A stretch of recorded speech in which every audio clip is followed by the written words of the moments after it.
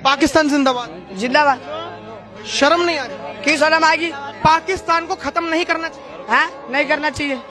भारत देश जिंदाबाद है नहीं है और पाकिस्तान जिंदाबाद है नहीं है। आपका नाम क्या होगा? कैफ।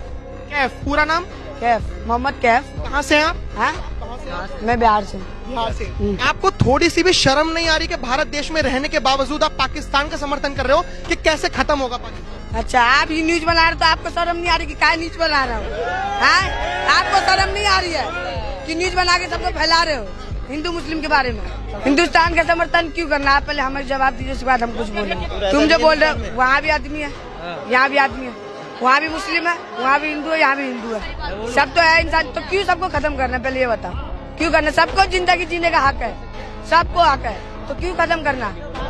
आप पाकिस्तान का समर्थन करते हैं? कहीं आप जाओगे वहाँ, कहीं आपको खत्म कर दिया तो हो गया काम? आप पाकिस्तान का समर्थन करते हैं? हाँ, करते हैं।